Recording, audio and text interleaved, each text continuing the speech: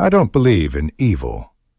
In my 20 years with the investigative committee, I've seen enough to understand that people aren't divided into good and evil.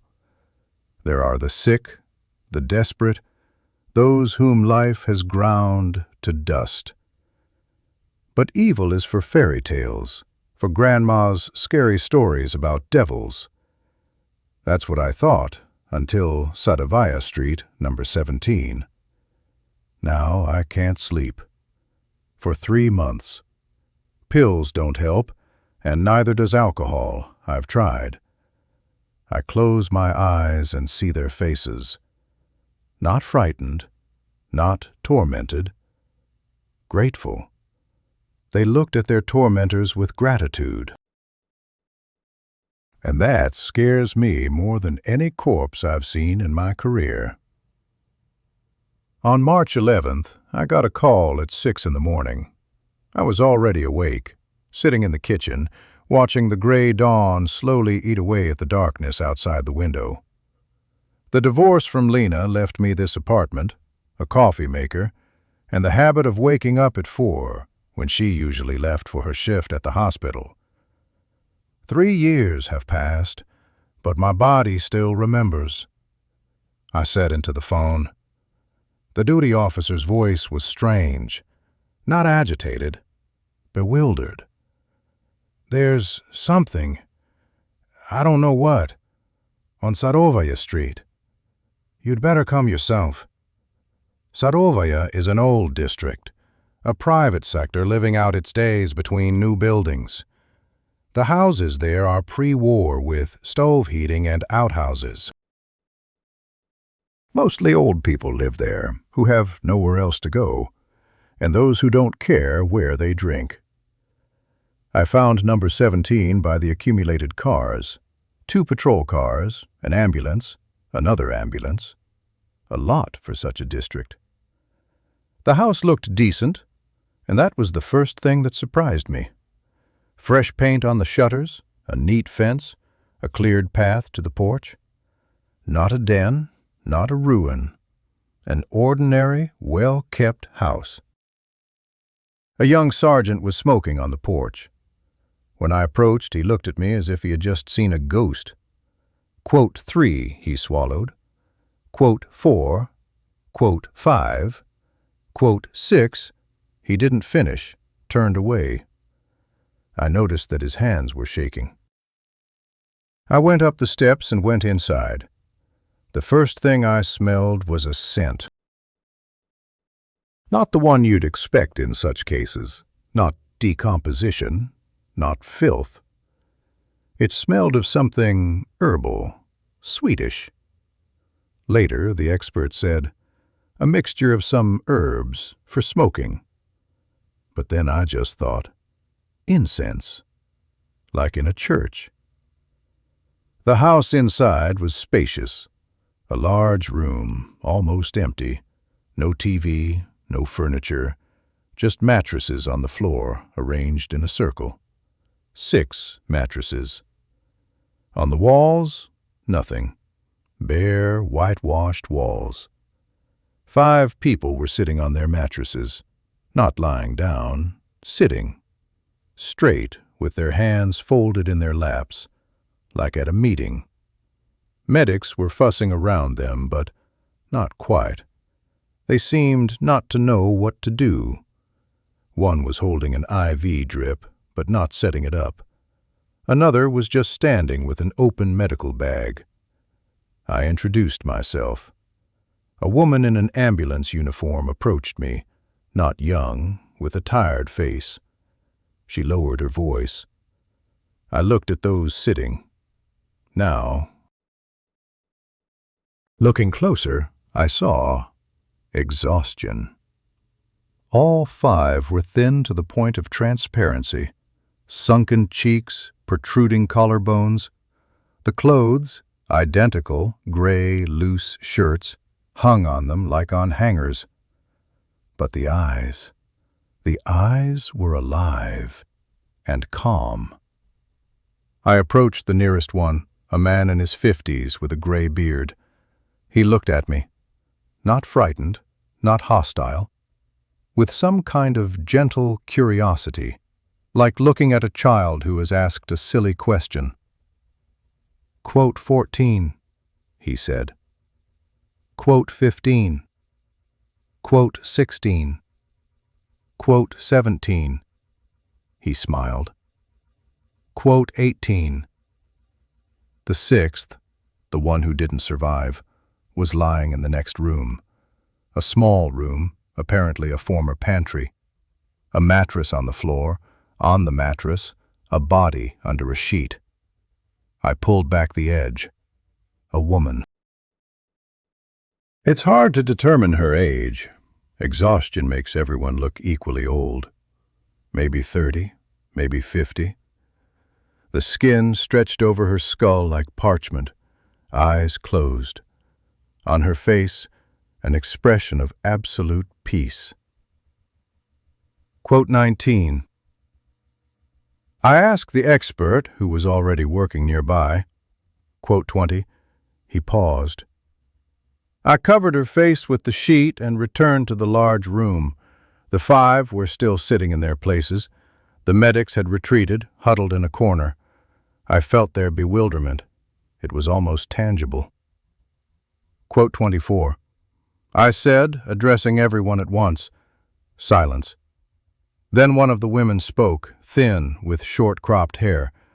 The woman looked at me, and in her eyes I saw something like envy. But she had already turned away, folded her hands in her lap, closed her eyes. For the next 3 hours, I tried to get any information at all. It was useless. They weren't in shock. I'd seen people in shock. It looks different. They weren't scared. They just didn't want to talk. Not because they were afraid, because they considered it unnecessary. Quote 31. I asked the gray-bearded man I'd mentally nicknamed Elder. We didn't ask for help. Your friend died. She was freed. From what?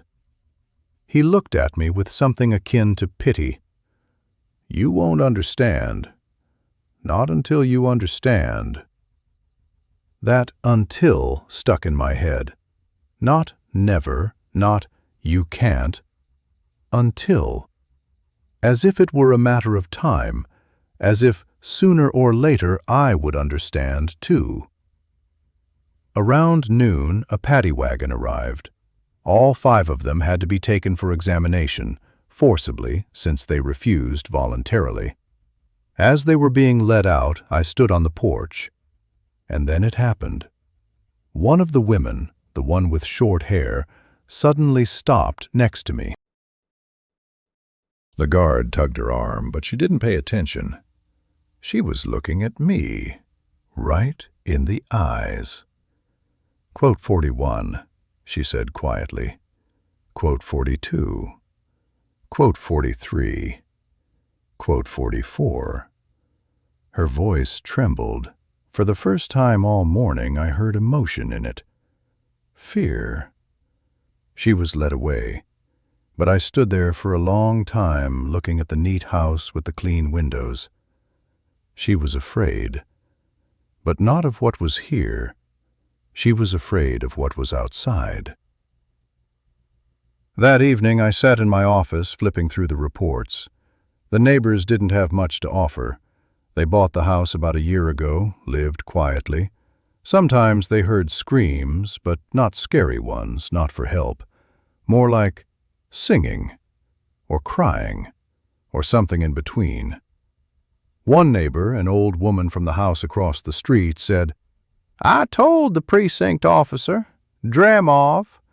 He said they were being treated for alcoholism, using folk methods. Dramov. Precinct Officer Dramov. I underlined the name. Then I pulled out the crime scene photos. Mattresses arranged in a circle. Empty walls. A herbal smell. Identical clothing. A sect, obviously. But which one? Who's the leader? Where is he now? The house was empty when the police arrived, just the 6 on the mattresses. But someone had to be leading them. Someone brought food, not much, but they were alive. Someone cut their hair, all the same short length. Someone, I put down the photos, someone taught them to fear freedom. That night, for the first time, I couldn't fall asleep. I lay in the dark thinking about the woman with short hair, about her eyes when she begged me not to call an ambulance.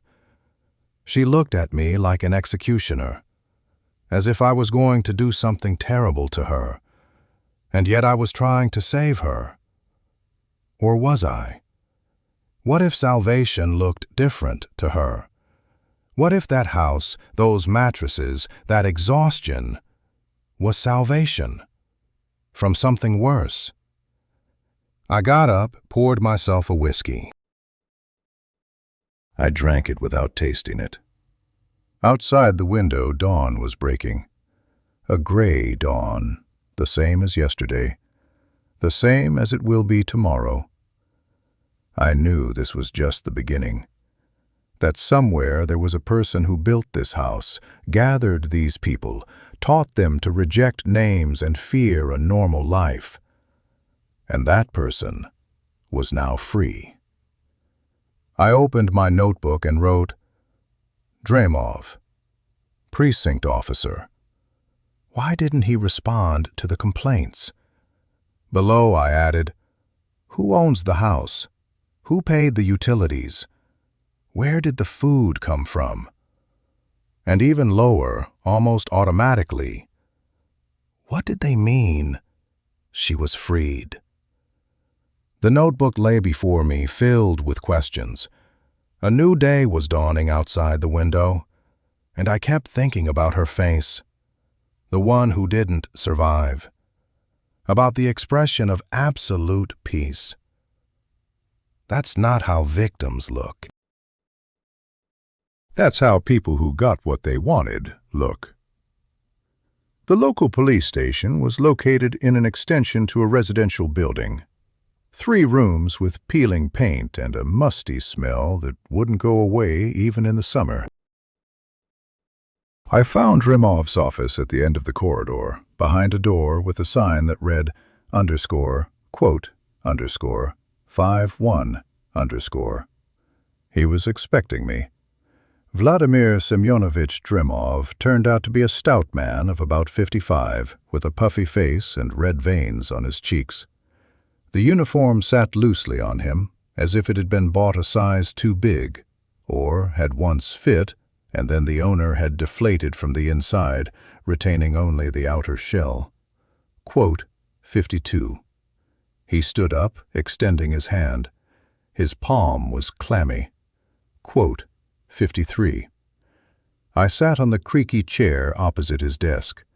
On the desk was a pile of papers, an empty mug with a brown residue inside, and a framed photograph of a woman and 2 children.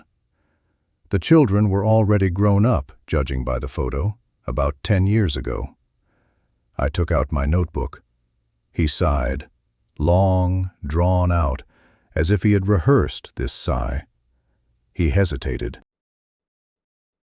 Dramov rubbed the bridge of his nose. He was silent, gathering his thoughts. Then he opened a desk drawer, took out a pack of cigarettes, and looked at me questioningly. I nodded. Let him smoke, if it would loosen his tongue.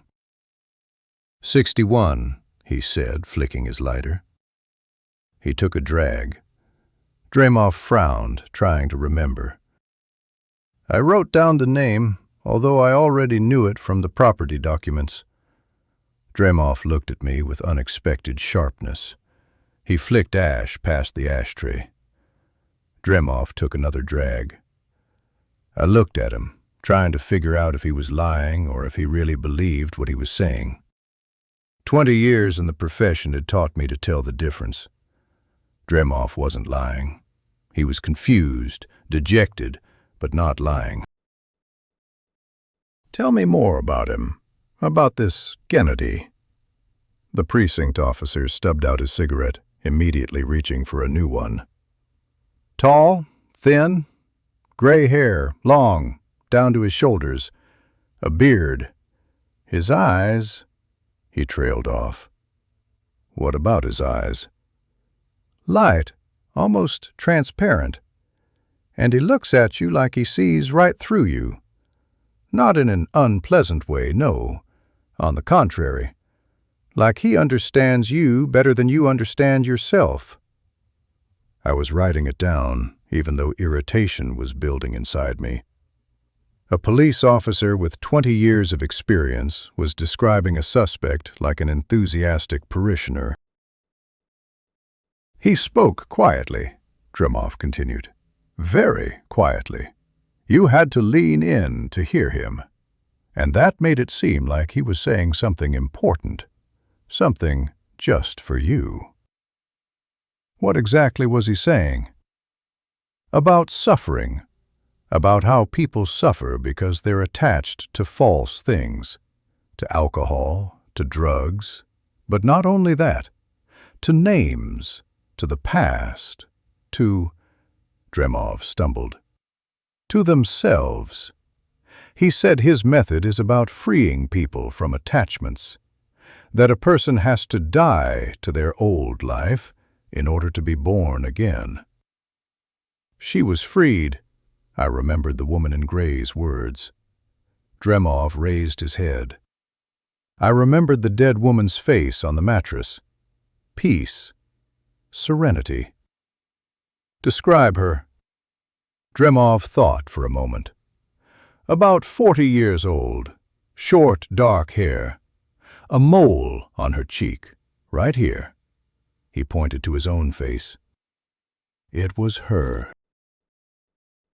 The one who didn't survive. I said slowly. Drimov turned pale. The cigarette in his fingers trembled. Formally, he was right. Formally. But formalities didn't explain why an experienced precinct officer had come to the house where people were being held 4 times, and 4 times left convinced that everything was fine. This Gennady, I said. Did he ever mention his past? Where he worked? Why he left medicine? Drimov nodded.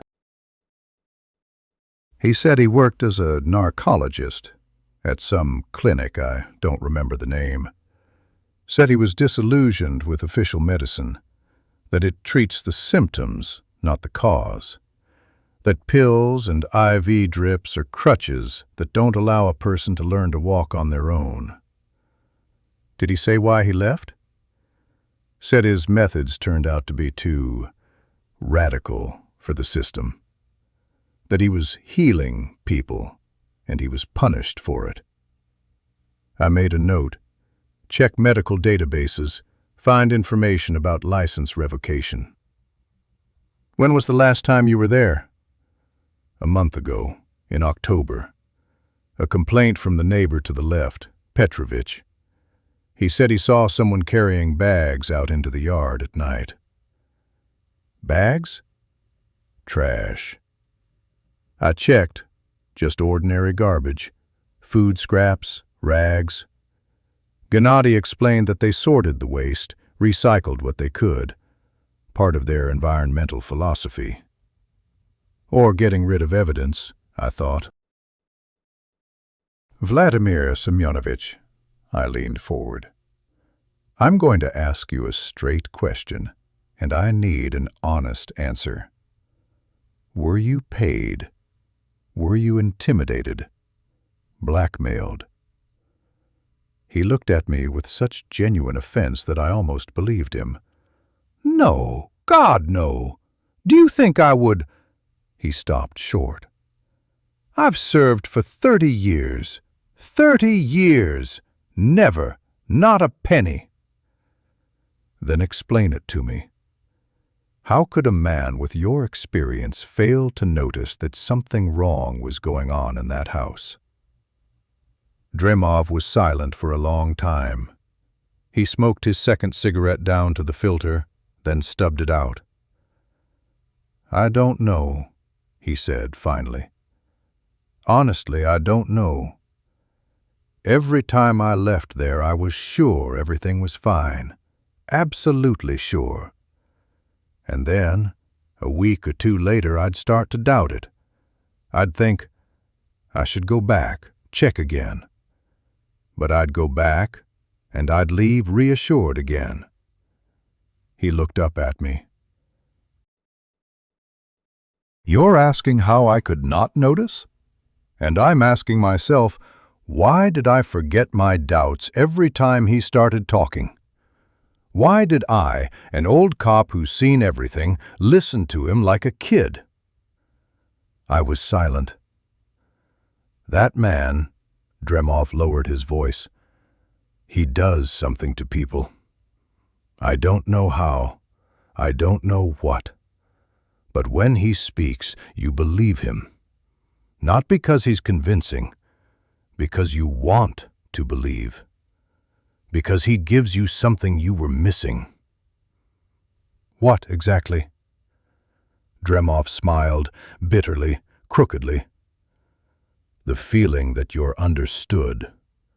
That someone finally sees the real you." He looked at the photograph of his wife and children on the desk. "I've been married for 32 years. I love my wife, I love my children.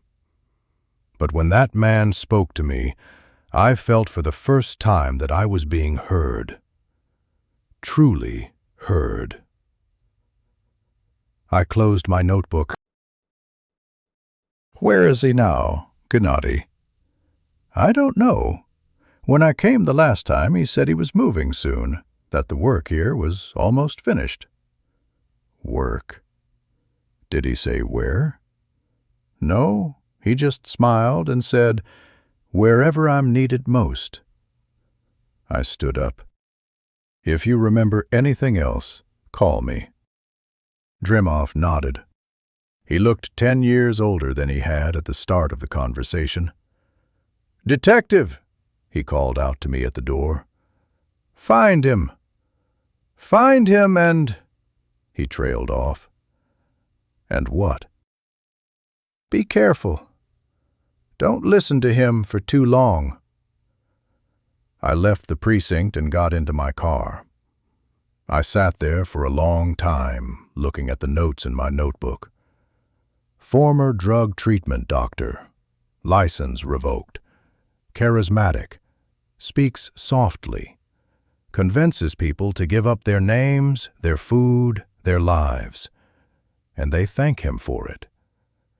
And an experienced police officer, 30 years on the force, came to see him 4 times and left 4 times convinced that everything was fine. I started the car. I needed to find this man. But first, I needed to find out who the woman who had freed herself was. She had a name. She had a past. She had a life before she ended up in the house on Sadovaya Street, 17. And someone had to know why she decided to give it all up. Her name was Marina Sergeyevna Sukhareva, 34 years old, unmarried. Last place of employment, music school number 3, piano teacher. Resigned 8 months ago of her own accord. I got this information by evening when the medical examiner finished the initial examination of the body. "Starvation," he said, taking off his gloves. "Extreme degree. Weighed 41 kilograms at a height of 1.68 meters.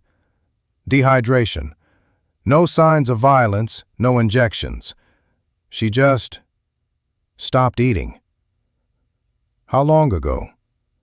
"Judging by her condition, she's taken in almost nothing for the last 2 or 3 weeks. Before that, a meager diet for several months."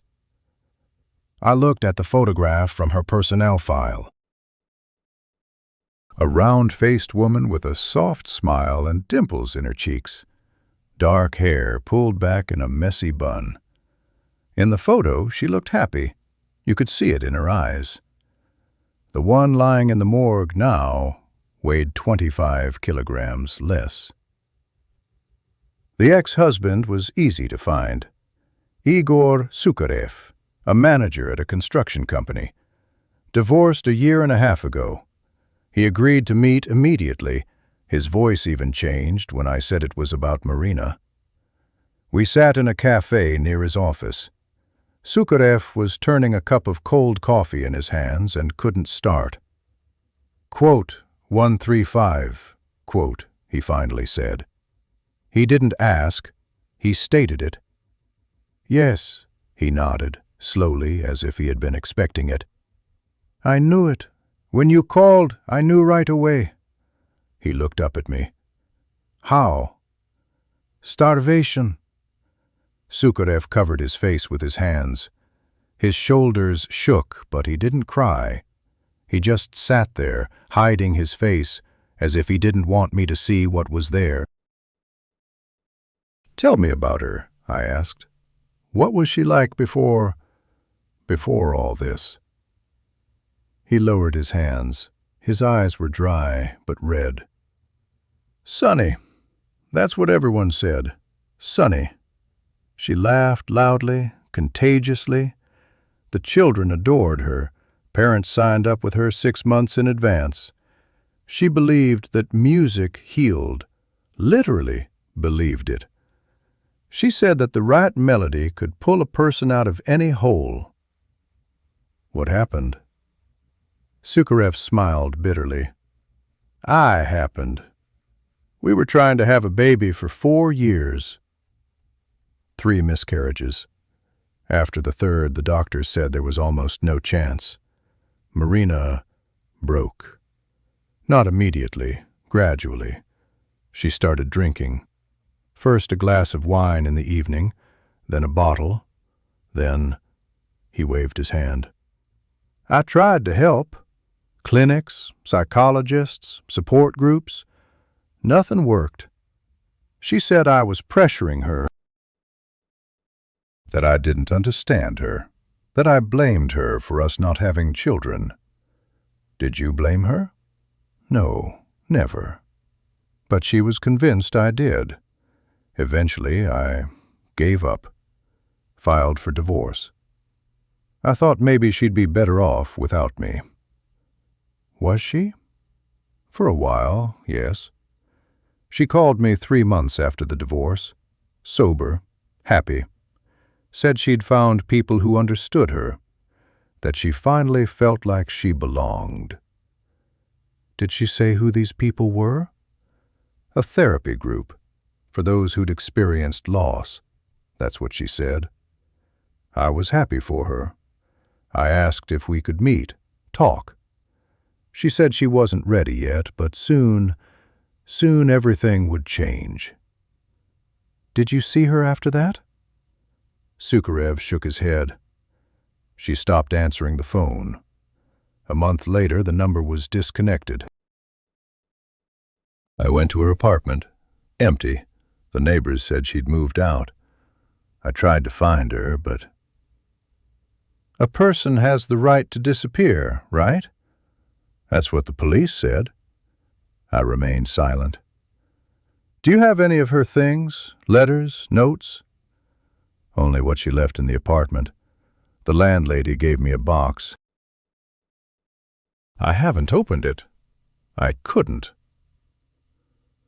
The box was on my desk in my office. An ordinary cardboard banana box, sealed with tape. Inside, sheet music. Several books on music theory, photographs, a dried-up flower in a small pot, and a notebook, an ordinary lined notebook filled with neat handwriting. I started to read. March 14th. Went to my first session today.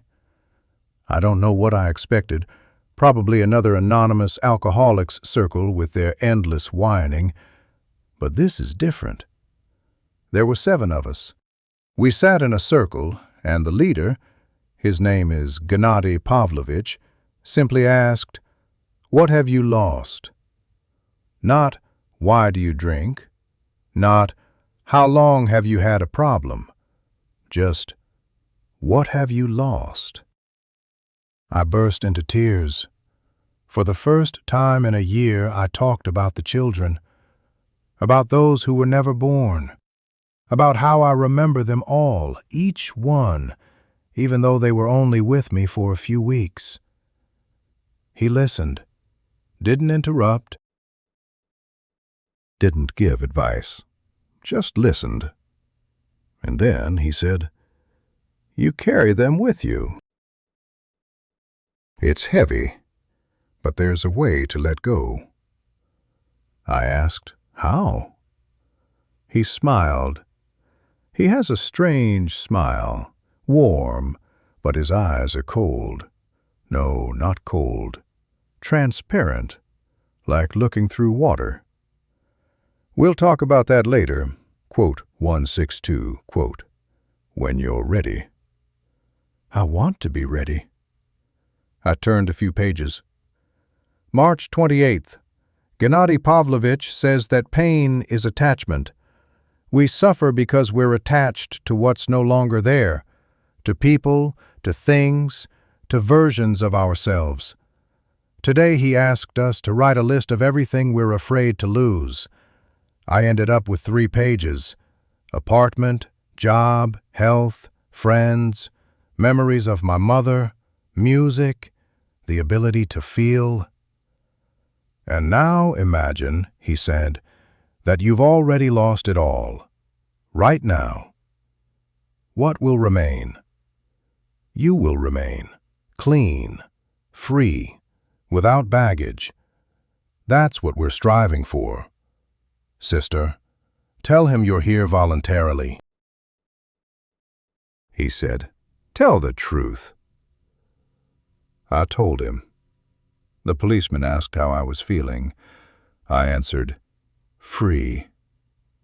He left. Gennady Pavlovich praised me for a long time afterward. He said I was ready for the next stage. The last entries were almost illegible. The letters danced, the lines overlapped. August 12th. Haven't eaten for 4 days. Gennady Pavlovich says it's the final cleansing. Soon I will be completely free.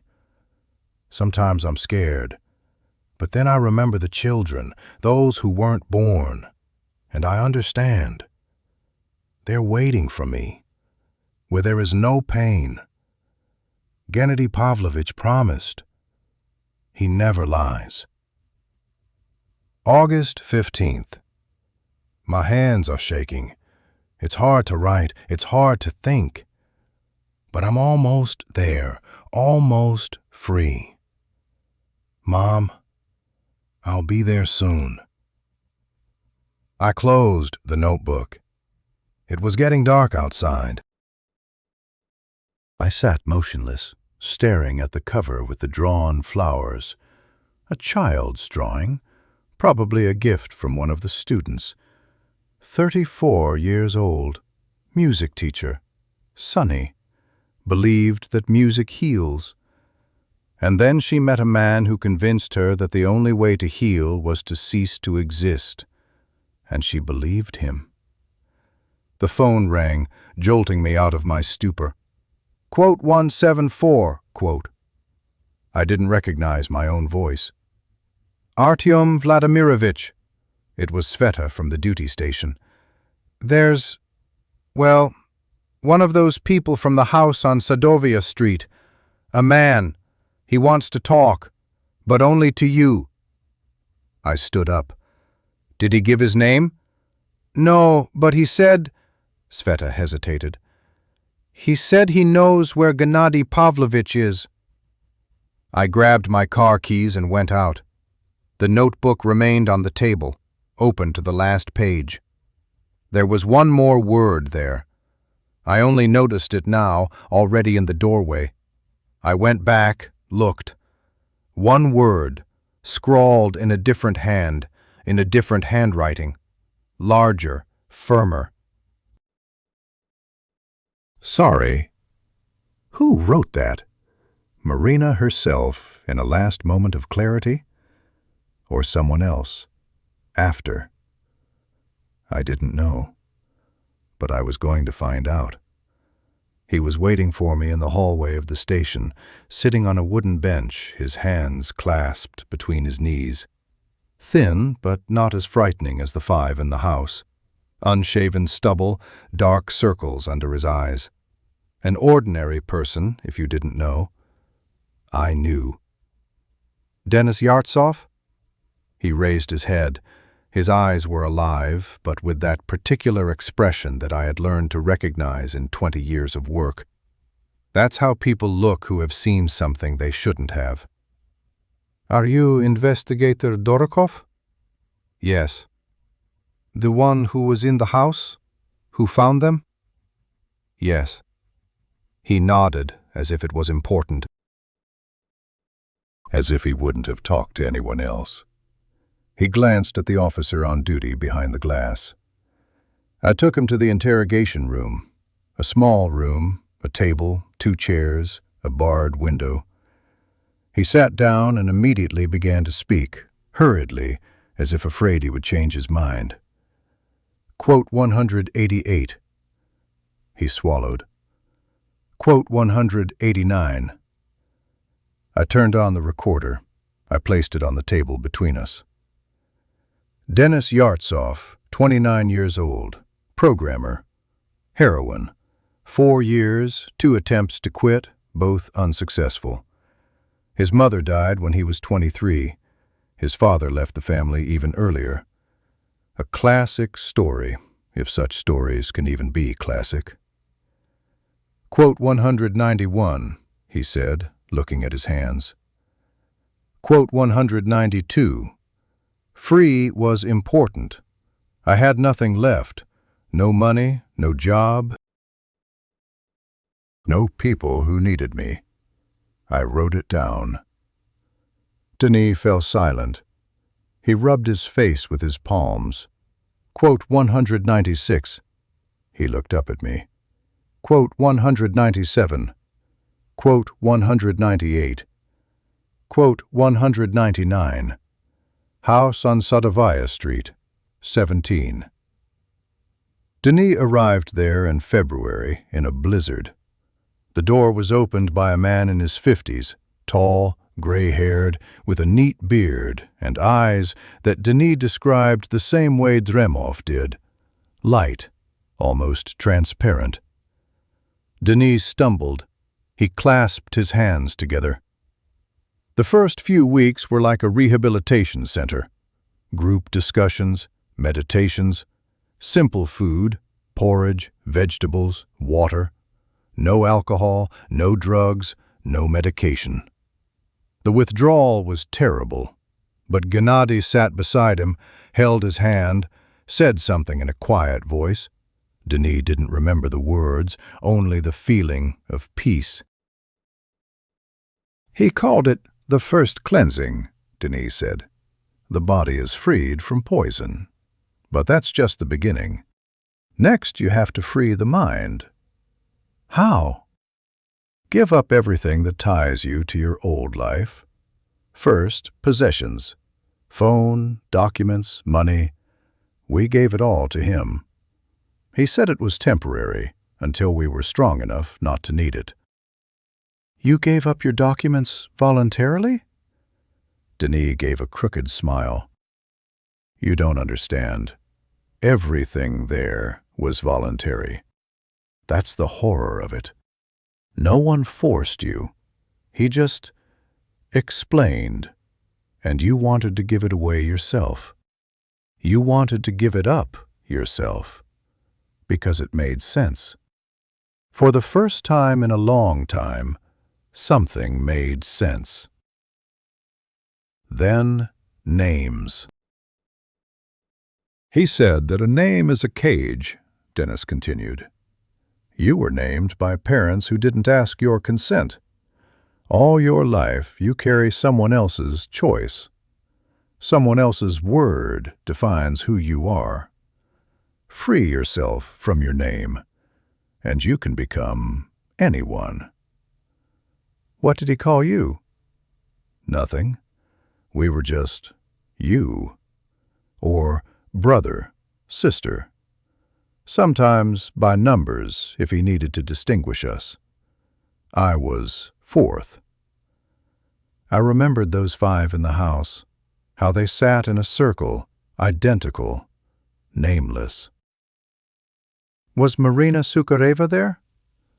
Dennis flinched. Yes, she came after me in April. Gennady called her sister with music in her hands. She cried a lot the first few days. Then she stopped. Stopped crying? Stopped feeling. He looked at me. Like all of us. The second stage, cleansing by voice. Every evening we went down to the basement, Denis said, his voice becoming deeper. There was a room there, empty, just mats on the floor and candles in the corners. We sat in a circle and started talking. Talking about what? About everything. About the most terrible things. About things we had never told anyone. Gennady called it releasing the voices. He said that inside each of us live voices, shame, fear, guilt, hatred. And as long as we hide them, had accumulated. Then just screams. Until we lost our voices, until there was nothing left. The neighbors complained about the screaming. Dramov waved it off, treating them for alcoholism. And did you feel better after that? At first, yes. Denis closed his eyes. At first, there was relief. Real relief. Like you'd dropped a burden you'd been carrying all your life. But then you needed to repeat it. Again and again. Every evening. Otherwise, the voices came back. The third stage, food. Gennady said that the body is also a cage, Denis said, now almost whispering. We eat too much. We're too attached to the flesh. True freedom is when the body becomes light, transparent, when it no longer holds you back. He starved you? No. Denis shook his head. He didn't starve us. He explained, and we decided for ourselves how much to eat. We gave up breakfast ourselves, then dinner. We were proud of ourselves when we managed to go a day on water. He praised us, said we were getting closer to freedom. Marina Sukhareva, 41 kilograms. She was the best of us, Denis said, the most devoted. She believed him more than anyone. She said that for the first time in her life, she felt that her pain had meaning, that her losses were a path to something greater. To what? Denis opened his eyes. To liberation. Complete. Final. He was silent for a moment. Gennady said that death is not the end, it's the last door. And when the body becomes light enough, clean enough, the door opens itself. I turned off the recorder, rubbed my temples. Why did you run away? Denis was silent for a long time. Because of the basement, he said finally. Because of what I heard one night. What did you hear? I couldn't sleep. Got up to get a drink of water and heard a voice from the basement. Gennady was talking to someone. I went to the door. It was ajar. He clenched his fists. He was talking on the phone, in a normal voice, not that soft voice he used with us. Normal, businesslike. He said, 3 more are ready. There will be 5 by the end of the month. Yes, full consent. The notary will come on Tuesday. A notary? I didn't understand then, but then I remembered. We were asked to sign papers. Gennady said it was for our protection. A waiver of claims against relatives, something like that. We signed without looking. We trusted him. He looked at me. I think they were wills. I stood up, went to the window. The sky was darkening behind the bars. You said you know where he is. Yes. Where? Denis took a crumpled piece of paper out of his pocket, held it out to me. He left 2 days before you found the others. Said he was going to prepare a new home for those who would be ready for the next stage. I unfolded the paper. An address. Reknoy Settlement, Ozernaya Street, house number 4. How do you know this? I heard him dictating the address on the phone, that night, in the basement. I wrote it down later so I wouldn't forget. He stood up. There are already people there, he said. New ones, I'm sure. He never stopped. I tucked the slip of paper into my pocket. One more question. In Marina's diary there was a word, sorry, written in a different handwriting. Was that you? Denis froze. Then he nodded slowly. I found her notebook after I ran. She left it in the common room. I took it. I wanted to, I don't know, keep something of hers. He turned away. I wrote that when I found out she was dead, because I could have gotten her out. I could have tried, but I only saved myself. He walked toward the door, stopped. Find him, he said without turning around, before he frees anyone else. The door closed. I took out the slip of paper, looked at the address. Reknoy Settlement. A 2-hour drive. I picked up the phone and dialed the task force's number. Outside the window it had grown completely dark. Somewhere out there, in the house on Ozernaya Street, people in gray clothes were sitting in a circle, preparing to unleash their voices. I just hoped we'd get there before one of them became light enough. We were 6 hours too late. The house on Ozernaya Street in Reknoy Settlement stood empty. The mattresses in the basement still held some warmth. In the kitchen there were remnants of thin porridge in a pot. In the trash can, scraps of gray fabric. But no people, no documents, no trace of where they'd gone. Quote 265, said Operative Lyosha, surveying the rooms. __, quote, _266, __. I stood in the basement looking at the wall. A poster hung there, the only thing they'd left behind. A diagram. In the center, a circle with the inscription, I, with arrows pointing to other circles. Family, work, property, body, fear of death. Each outer circle was crossed out in red. Beneath the diagram, a handwritten inscription. The path to freedom is the path of renunciation. I photographed the poster and went upstairs. Local precinct officer Fyodor Melnik had been serving this district for 23 years. I found him at the outpost, a tiny room at the village council, smelling of old papers and instant coffee. He was 54, 1 year until retirement. I knew this from his personnel file, which I'd requested on the way. Melnik was heavy-set, with a red face and hands accustomed to physical labor. Seeing my ID, he wasn't surprised. He just sighed and pointed to a chair. About the house on Ozernaya, right? You knew? That people lived there? I knew. He rubbed the bridge of his nose. That there was something illegal going on? No. I placed a photograph of Gennady Pavlovich on the table, the one found among Marina Sukareva's belongings. A man in his 50s, short gray beard, thin-rimmed glasses, light, almost transparent eyes. Dreymov had described them accurately.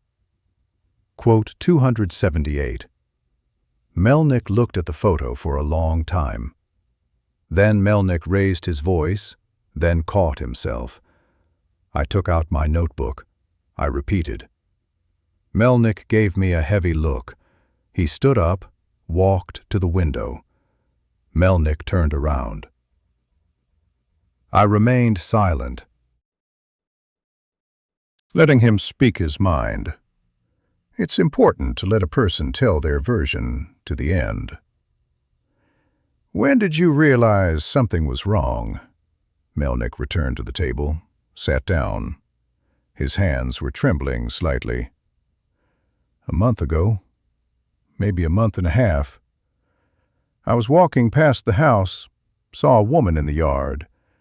She was... He paused, searching for the right words. She was like a shadow, gray skin, empty eyes, sitting on the ground, looking at the sun, not squinting. Did you do anything? I asked if she was okay. She smiled and said, I'm almost ready. I asked, ready for what? She said, for freedom.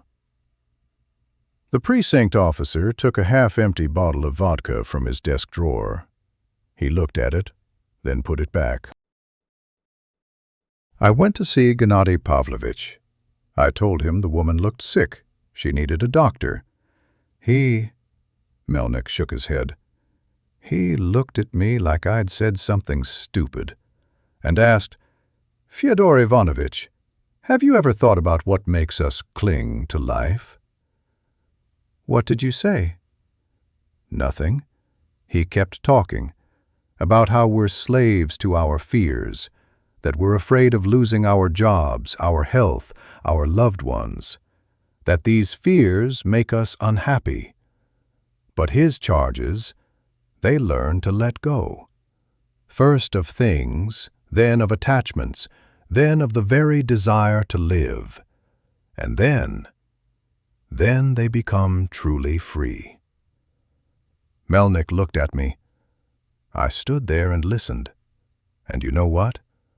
Part of me understood him. After my brother died, after the divorce, after everything, I understood what he was talking about. How easy it would be to just stop being afraid, to stop wanting. But you didn't report it. No. He lowered his eyes. I didn't report it. I gave him a minute. Then I asked, was he paying you? Melnick flinched as if struck. No, never. Gifts? Favors? Once. Melnick's voice became quiet. Melnick didn't look up. He's a good masseur. My back didn't hurt for a week afterwards. I wrote it down. 1 massage, not a bribe, but enough to create a feeling of gratitude, a feeling that the person isn't your enemy. I froze. Melnick finally looked at me. He pulled out the desk drawer and took out an envelope, a plain white envelope with no markings.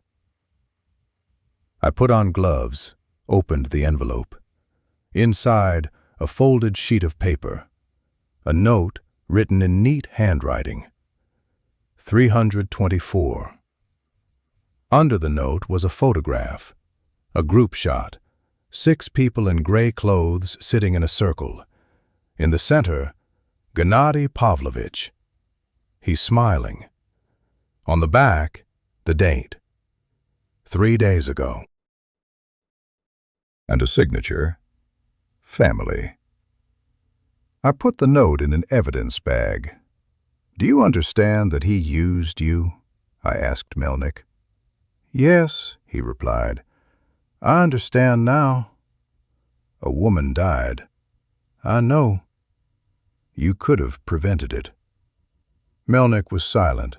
Then he said, "I've been a precinct officer for 23 years. I've broken up drunken brawls, caught petty thieves, calmed down neighbors arguing over a fence. I thought I knew people, thought I could tell a criminal from an ordinary person." He looked at the photograph of Gennady Pavlovich. "But this was something else. He didn't threaten, didn't hit, didn't keep them locked up.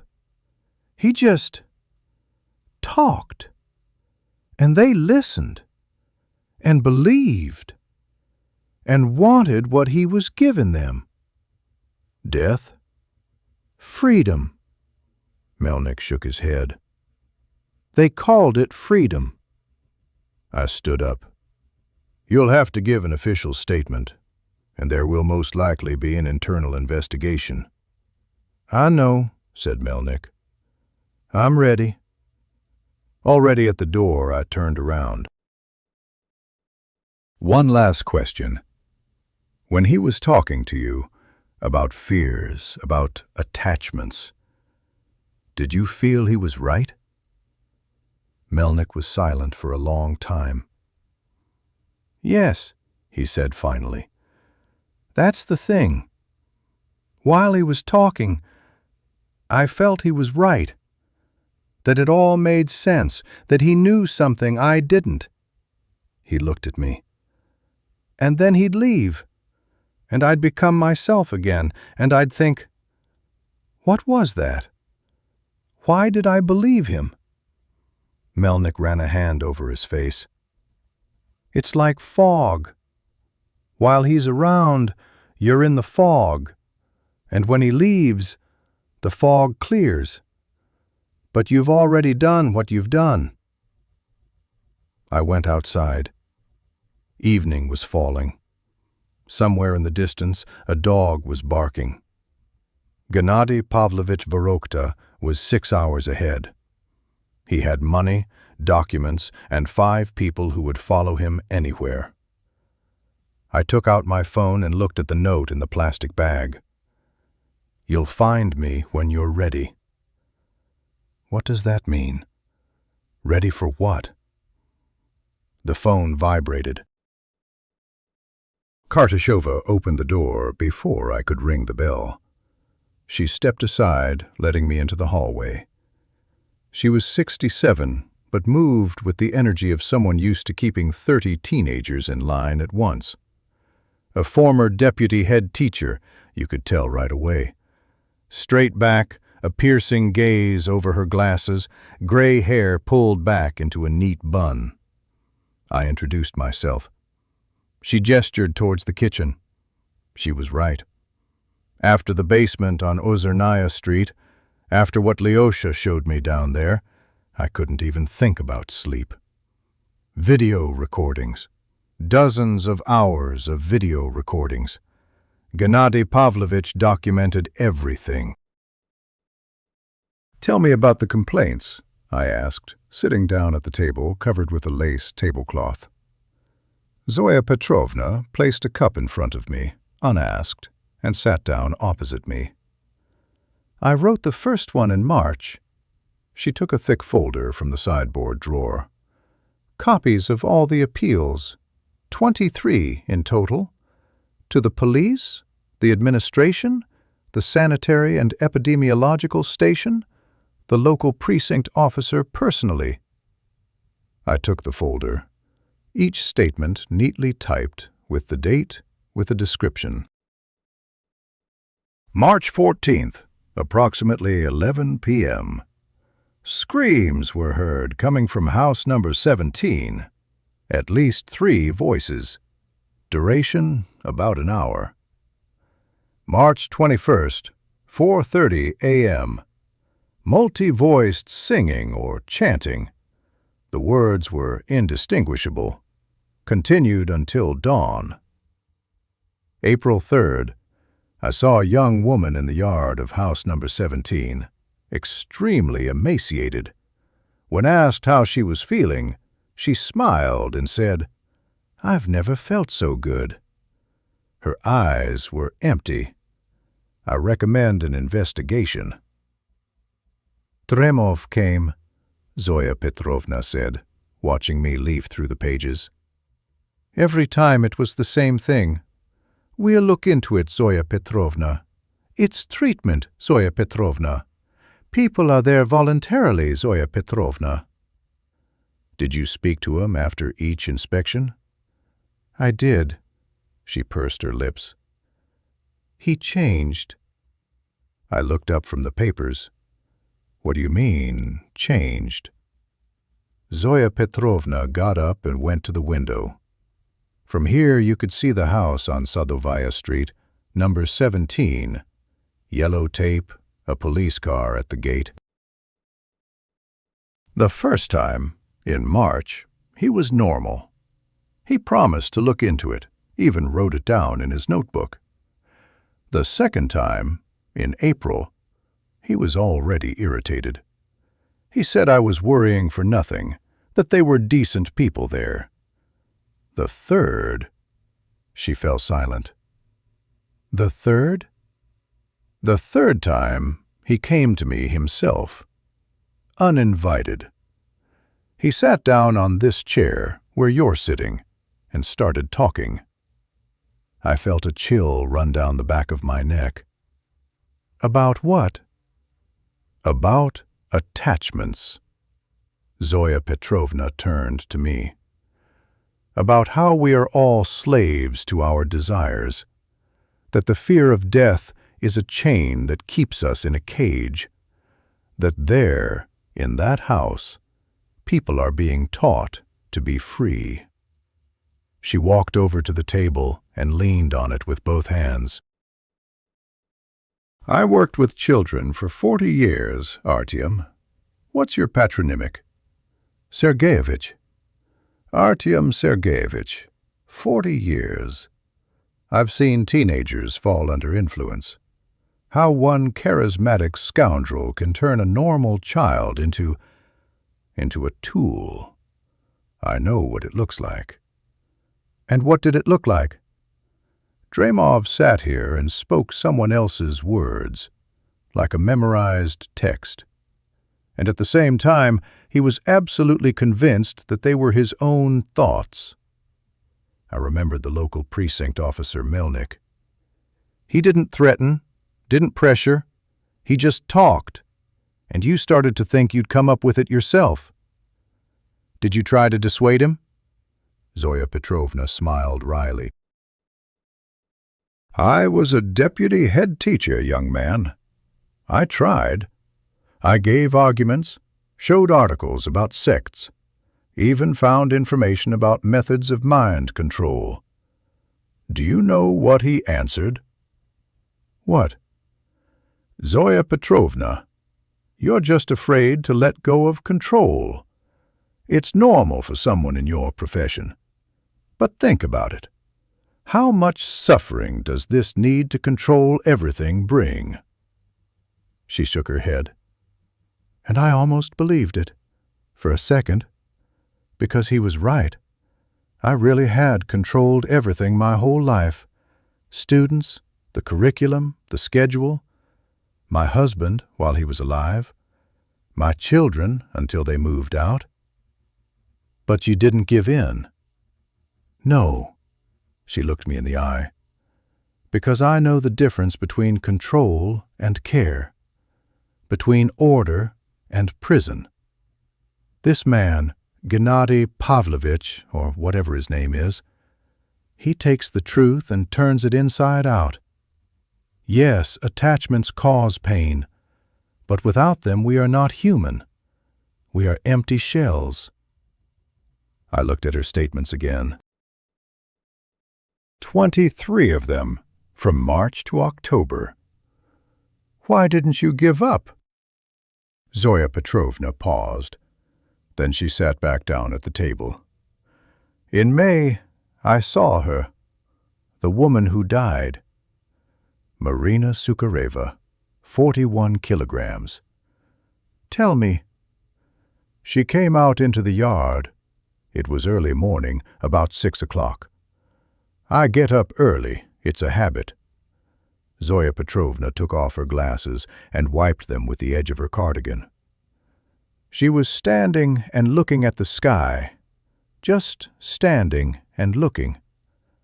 I called out to her over the fence. What did she say? At first, nothing. She turned, looked at me, smiled, and said, "It's beautiful, isn't it? I never noticed how beautiful the sky is before. I was thinking too much about myself." Zoya Petrovna put her glasses back on.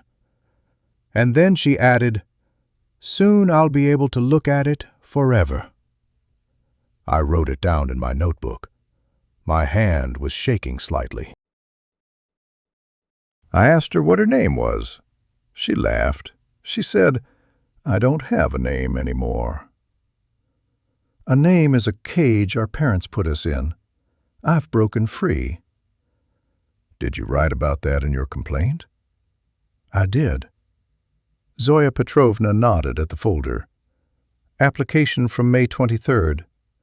Dramov said it was part of the therapy, that giving up your name helps you let go of the past. And you kept writing. What else could I do? She spread her hands. I'm an old woman. I can't break down doors. I can't physically drag out people who don't want to leave. All I can do is write, and hope someone reads it. I closed the folder. Have you ever seen Gennady Pavlovich himself? Zoya Petrovna froze. Once. When? In June. He came to me. I leaned forward. Here? To this house? Yes. She clasped her hands on the table, rang the doorbell, introduced himself, said he wanted to talk, to allay my fears. And you let him in? I was the head of studies, she repeated. I've talked to parents of drug addicts, to gangsters, to mentally unstable people. I'm not afraid of conversations. What did he say? Zoya Petrovna got up, went to the sideboard, and took out an opened bottle of cognac. Would you like some? No. She poured herself 2 fingers' worth and drank it in one gulp. She put the glass on the table. She finished for me. She poured herself more cognac, but didn't drink it. And he said it so calmly, so convincingly, like he was explaining to a child that 2 + 2 = 4, an obvious truth that I somehow didn't understand. Was he trying to recruit you? Zoya Petrovna laughed, a dry, joyless laugh. No. He said I was too strong, that people like me can't be freed, only bypassed. And then he added something strange. What? You will be a witness. Every miracle needs a witness who doesn't believe. Otherwise, how can you prove that a miracle happened? I felt a chill run down my spine. And after that he left? Yes. Zoya Petrovna looked out the window at number 17. But before leaving, he turned around and said, "Keep writing complaints, Zoya Petrovna. I need them." Need them? Why? I don't know. She shook her head. But after that conversation, I wrote 14 more statements, and every time I thought, maybe that's what he wants. Maybe I'm playing his game. I got up from the table. Zoya Petrovna, you said you saw Marina Sukhareva in May. Did you talk to her again? I did. She stood up too. In August. She came out into the yard again, even thinner than before. I asked if she needed help. What did she say? Zoya Petrovna went to the sideboard and took out a folded piece of paper. She threw this over the fence to me. Said, "Give it to whoever asks when the time comes." I took the paper, unfolded it.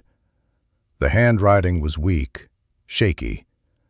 The letters jumped around as if the person had trouble holding the pen. My name is Marina. I remember my name. I remember that I loved music. I remember the children I never had. He says memory is a burden, that you have to let go, that freedom is emptiness. Maybe he's right. I don't hurt anymore. But sometimes at night I hear someone crying, and I can't tell if it's me or one of us. If you're reading this, don't look for someone to blame. We all came here ourselves. We all stayed ourselves. He doesn't keep the doors locked. He locks something inside us. I don't know what exactly, but I can feel it dying. I folded the paper. Why didn't you give this to the police right away? Zoya Petrovna looked at me. I did, to Dremov, that same day. And what did he say? He said it was part of the therapeutic process, that patients often write things like that to let go of the past. Said I didn't understand modern methods of psychological help. She went to the window. And then he added, Zoya Petrovna, maybe you should let go too. You've been keeping everything under control for so many years. Aren't you tired? I put the paper in my pocket. Thank you. This is important evidence. Evidence of what? She turned to me. That people voluntarily starved themselves? That they themselves gave up their names, their families, their lives? Do you know what he'll say in court? What? That he didn't force anyone, that everyone came of their own accord, that he was just showing the way, and they decided for themselves whether to follow it or not. She was right. I knew she was right. And you know what's the scariest thing? Zoya Petrovna took off her glasses, and for the first time I saw that her eyes were wet. Sometimes, at night, I think, what if he's right? What if everything we hold on to, family, work, memory, is really a cage? What if freedom really is emptiness? You don't think that? No. She put her glasses back on. But he made me think about it. He made me doubt. And that, Artyom Sergeyevich, is his real weapon. Not hunger, not isolation. Doubt. I went to the door, stopped. Zoya Petrovna, the note he left on Ozernaya said, "You will find me when you are ready." What do you think that means? She was silent for a long time. I think he wants you to look for him, to think about him, to try to understand him. Why? Because that's how conversion begins, she said quietly. Not with answers, with questions. You start asking, and you can't stop. And he'll wait until you come to him for the answers yourself. I went outside. The sun was setting, painting the sky crimson. My phone vibrated. A message from an unknown number. Did you have a good talk with Zoya Petrovna? She's a strong woman. That's why she stayed outside. But you, Artyom Sergeyevich, you're different. You ask questions. That's good. Questions are the first step. When you're ready for the second, let me know. I'll wait. GP. I looked at house number 17, at the yellow tape, at the windows behind which 6 people had renounced their names, and then I looked at my hands. They were trembling. We picked up Vera Ryazhentseva at the bus station in Ryazan, 2 days after I received the message from Gennady Pavlovich. She didn't resist. She was sitting on a bench with a small travel bag containing a change of underwear, an icon of St. Nicholas, and a medical handbook from 1987.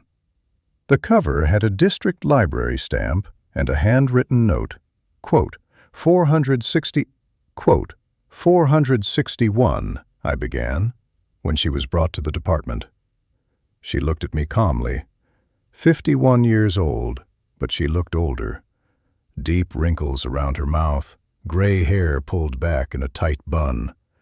Her hands were dry, sinewy, with short-clipped nails, the hands of someone used to working.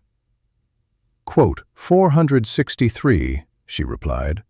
Quote, 464. Quote, 465. She tilted her head slightly, as if the question surprised her. Quote, 466. The interrogation lasted 6 hours. Vera spoke willingly, not like someone who was giving up, but like a teacher explaining obvious things to a slow student. There was no fear or remorse in her voice, only patient, almost maternal condescension, she said. I was silent. She folded her hands on the table. For the first time in the entire interrogation, she smiled. They met in 2015. Vera was working in a hospice at the time, the last place she got a job after being fired from the city hospital for quote, 473, I requested her personnel file. She had been giving dying patients increased doses of morphine without a doctor's prescription. I was easing their passing, she explained when I asked. It was mercy. It was a crime. It was the beginning of understanding. Gennady Pavlovich Vorokta appeared at the hospice as a volunteer. He read books to the dying, talked to them, held their hands in their final moments. The staff adored him, calm, attentive, never raised his voice. He approached me after the death of one patient, Vera recalled. An old woman, 82 years old, pancreatic cancer. She screamed for 3 days straight until she lost her voice. And then she just lay there and stared at the ceiling. Do you know what he said? I shook my head. She's not suffering from pain. She's suffering from not being able to let go. And he was right. She had a daughter who didn't visit, grandchildren who didn't call, an apartment she was afraid to leave to strangers. She was holding on to all of it with a death grip, and it was killing her. Not the cancer, the attachments. After the hospice, they started meeting. Not romantically. Vera emphasized this several times, as if it were important. Gennady is not like that, she said. He is above that, above the body, above desires. He taught me that true intimacy is not about touch. It's about shared understanding. They got married a year later, not for love, for calculation. Vera needed a purpose. Gennady needed an assistant. He saw potential in me, she explained. I knew how to work with the body. I understood its limits. I knew how far you could go before it would fail. I felt a chill run down my spine.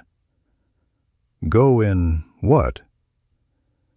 She looked at me with the same patient condescension. In purification. Female purifications. That's what it was called in the documents we found in the house on Sadovaya Street. Vera led them to the basement, to a small room they called the quote, 488 ____. The walls were painted white, the floor covered with a rubber mat, and in the corner were a bucket and a stack of towels. Vera explained. She shrugged. From Denis Yartsev's testimony, I knew that more included hours-long sessions in cold water, forced vomiting, and what they called vocal liberation, when women were forced to scream until they lost consciousness. "Marina Sukhareva," I said. "Did she undergo your purifications?" For the first time, Vera was silent for a long time. "Marina was special," she finally said. "She carried so much pain inside her. 3 children who were never born. A husband who left her. She came to us broken, and we pieced her back together. She weighed 41 kilograms when she died. The body is a cage. The lighter it is, the closer to freedom." I clenched my fists under the table. "She died of exhaustion, of starvation. Do you understand that?" Vera looked at me with something akin to pity. "She was liberated. Those are different things." I called a break. I went out into the hallway, leaned against the wall, and closed my eyes. 20 years in the investigative committee. Murders, rapes, kidnappings. I'd seen the worst that people were capable of. But this was different. Vera didn't consider herself a criminal. She sincerely believed she was helping. That hunger was purification. That death was freedom. That the 5 emaciated people we found in the house were not victims, but the chosen ones. And the scariest thing was, she was convincing. I remembered Precinct Officer Dremov, who, after talking to Gennady, started repeating his phrases. I remembered Zoya Petrovna, who confessed that for a second she almost believed it. I remembered the message on my phone. "You're asking questions. That's good. Questions are the first step." And then I remembered how my hands were shaking. When I returned, Vera was sitting in the same pose, straight back, folded hands, calm gaze. "Where is he?" I asked. "Where's Gennady Pavlovich?" "Where he needs to be." That's not an answer. It's the only answer I can give. I sat down opposite her. "Vera Mikhailovna, you're facing 10 to 15 years. Organizing activities that harm the health of citizens under the guise of religious rights. Involuntary manslaughter. Illegal imprisonment." She listened without changing her expression. "If you help us find Gennady, the court will take into account your cooperation with the investigation." She smiled, the first genuinely warm smile during the entire interrogation. "You don't understand, Artyom Sergeyevich. I'm not afraid of prison. I'm not afraid of court. I'm not afraid of anything anymore." She leaned closer. "That's what freedom is. That's what Gennady teaches. And that's what you're so desperately looking for, even though you won't admit it." "I'm looking for a criminal." "You're looking for answers. Why people suffer. Why the system doesn't work. Why you see the worst in people every day and still keep going." She leaned back in her chair. "Gennady sees people like you. Burned out, disillusioned, those who ask questions that have no answers. And he gives them peace. He gives them death. He gives them a choice." The interrogation ended at 11 in the evening. Vera was led to her cell. She walked calmly, even humming something under her breath. I couldn't make out the melody. I remained sitting in the office, looking at the interrogation transcript. 23 pages. The story of a woman who worked as a nurse for 23 years and then decided she knew more about life and death than all the doctors combined. The phone vibrated. The same unknown number. Asterisk underscore underscore quote underscore 518 underscore underscore asterisk. I reread the message 3 times, and then I did something I shouldn't have done. I replied, "Where are you?" The answer came a minute later. "Where you'll find me when you're ready. But first, talk to those who survived. Ask them why they don't want to go back. Ask them what they're more afraid of, me or what came before me. And when you hear the answer, you'll understand. The second step is closer than you think." I stared at the screen until it went dark. Outside the window, it started to rain. The diary was found 3 days after Vera Ryashentseva's arrest. Forensic scientist Petrovich, 56 years old, chronic runny nose, a habit of talking to evidence, discovered it by chance. He was ripping open mattresses in search of hidden documents when a thin notebook and an oilcloth cover fell out of the lining of the third one. Quote, 521. He called me at 2 in the morning. Quote, 522. I arrived 40 minutes later. The house at 17 Sadovaya Street stood dark, cordoned off with police tape that flapped in the wind like a mourning flag. Inside, it smelled of dampness and something sweetish, either incense or decomposition. Petrovich was waiting for me in the room where we'd found the bodies. The mattresses had been ripped open, their contents, yellow foam rubber, springs, someone's hair, spread out on polyethylene. He said, handing me a notebook in gloved hands, underscore quote underscore 524 underscore. I put on gloves and opened the first page. March 14th. My name is Marina Sukhareva. I am 34 years old. I am a piano teacher. Was. Now I don't know who I am. But today, for the first time in a year, I felt like someone needed me. I read all night.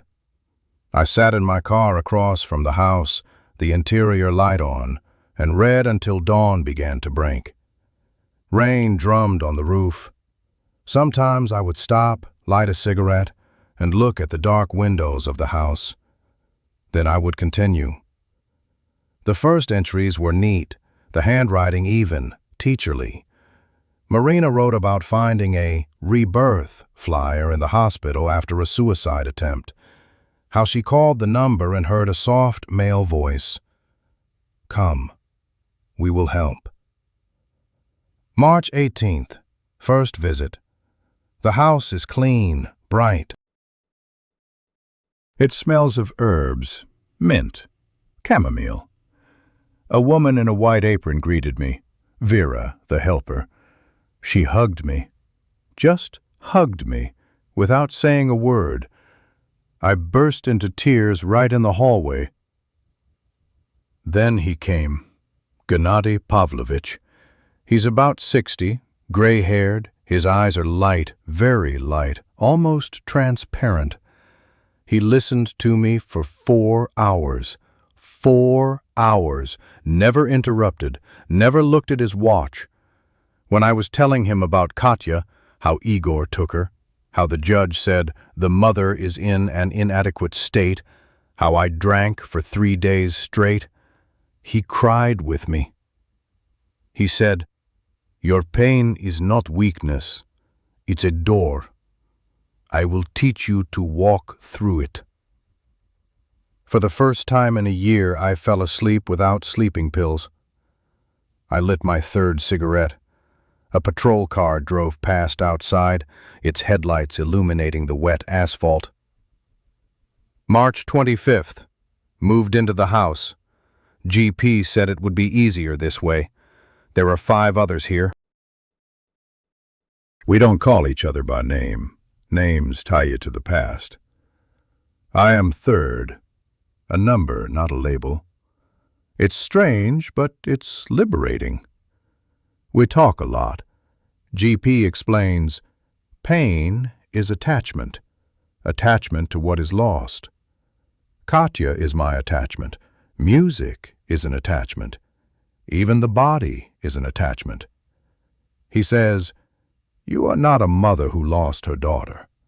You are a soul that temporarily wears this story. You can take it off like an old coat. It sounds strange, but after 3 bottles a day and a handful of pills, why not try? I turned several pages. The handwriting began to change. The letters became larger, the lines more crooked. April 3rd. First breakdown. I found a phone, Vera left it in the kitchen, and called Katya. I just wanted to hear her voice. She said, "Mom?" And I hung up.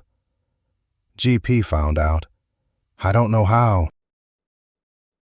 He didn't yell. He just looked at me with those transparent eyes and said, "You're not ready yet. Attachment is stronger than you. Cleansing is needed."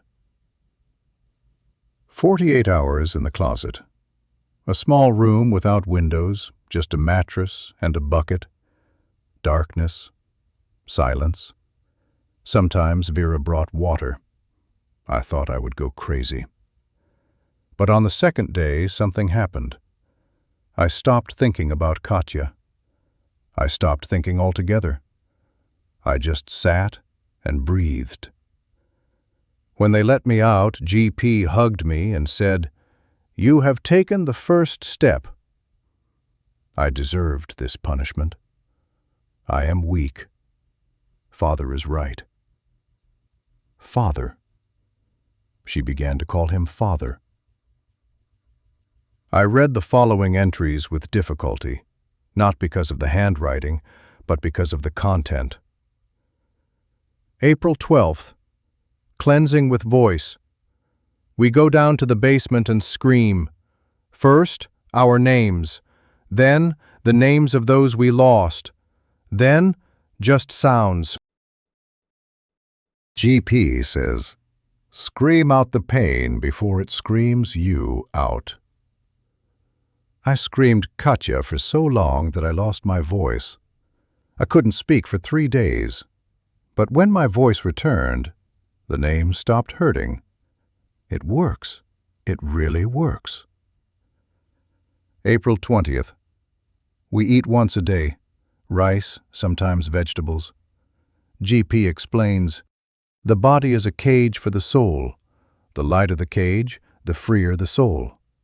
I weigh 54 kilograms, -8 in a month.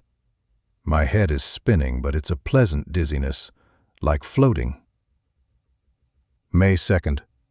I was in the yard today. An old woman from the neighboring house was watching me over the fence. I smiled at her. The sky was so beautiful, blue, endless. I said to her, "Look at the sky." She got scared and left. People outside don't understand. They are attached to their fears. We are free. Zoya Petrovna Kartashova. She saw Marina in May, described her as __, quote, _527, ___. Now I knew what was on the other side of that smile. By June, the entries had become disjointed. The handwriting jumped, the words broke off mid-sentence. June 8th. Female cleansing.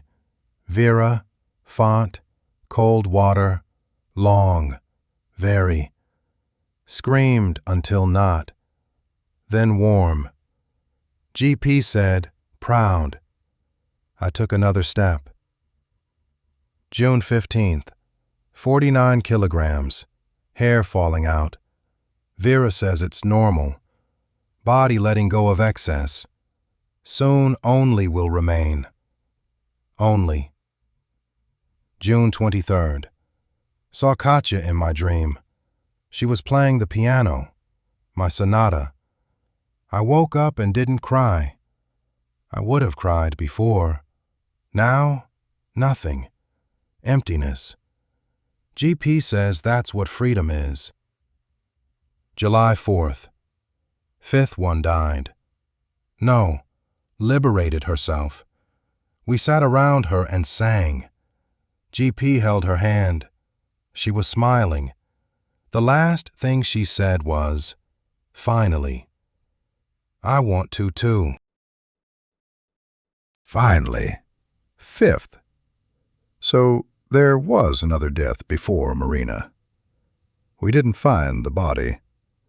So it was taken out, buried somewhere. Another nameless victim. Last pages. October 10th. 43 kilograms. Can't get up. Vera brings water. GP comes every day, sits next to me, says I'm almost ready.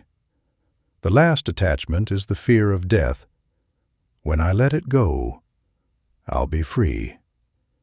I'm not afraid anymore. Katya, forgive me.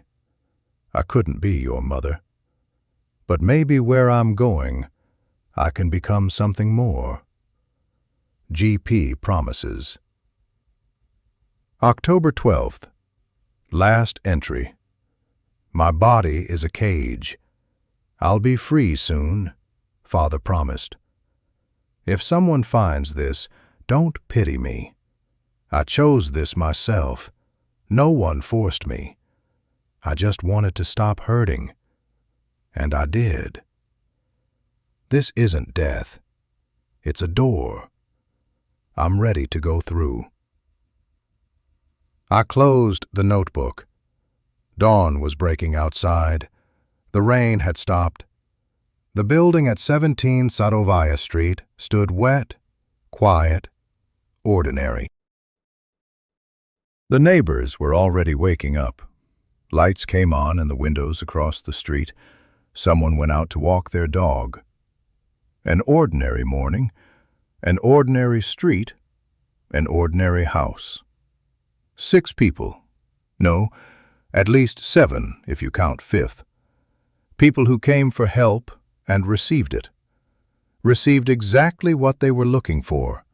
Relief from pain, from attachments, from themselves. I took out my phone. The message from Vorokta was still there. Ask them why they don't want to go back.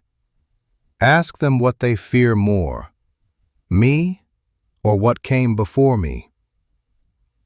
I knew the answer. Now I knew. They weren't afraid of him. They were afraid of returning to the life where the pain was unbearable, where no one listened to them for 4 hours straight, where they were needed by no one, not even themselves. Vorokta gave them what no one else had: attention, belonging, meaning. And then he took everything else away, slowly, gently, with paternal care. And they thanked him for it. A week later we found him. Not me. Detectives from a neighboring region. He was renting a house in a village near Tula, alone, without followers. When they arrested him, he didn't resist. He just smiled and said, "I was waiting."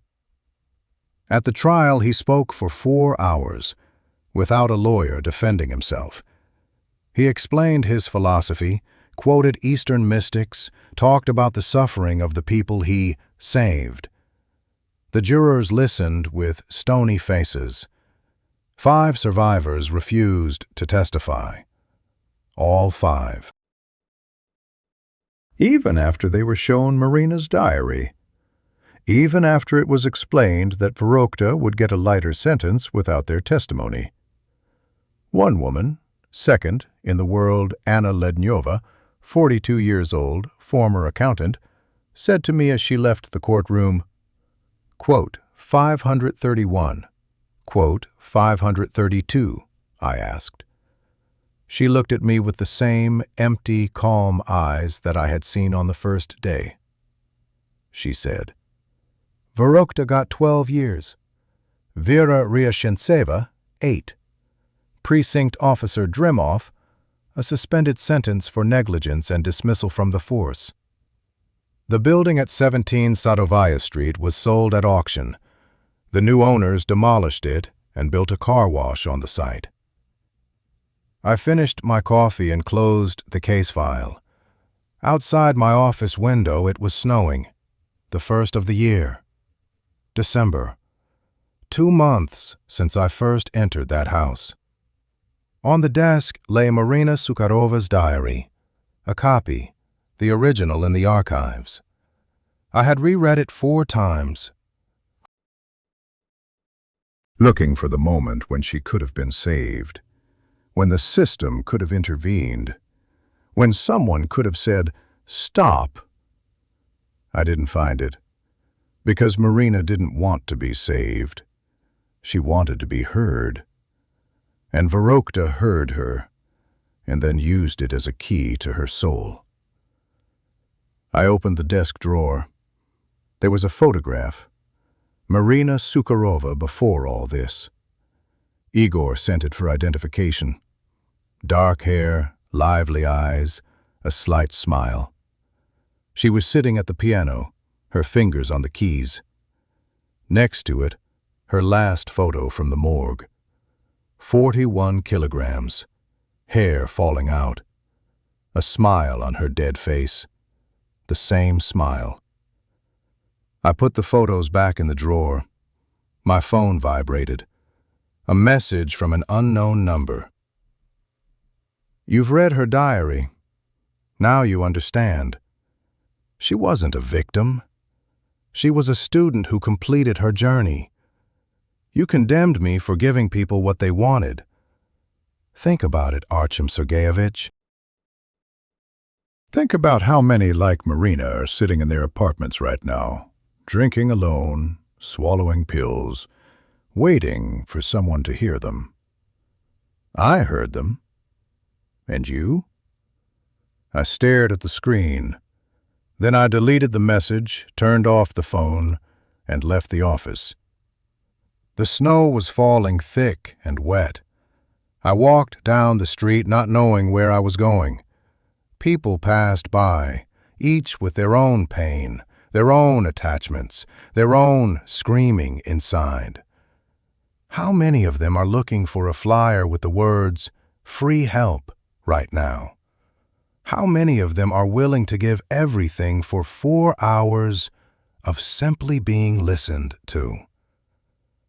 I didn't know the answer, but I knew that somewhere, maybe in the next town, maybe just down the street, a new door was already opening, and someone with clear eyes was saying, "Come, we can help." And someone does.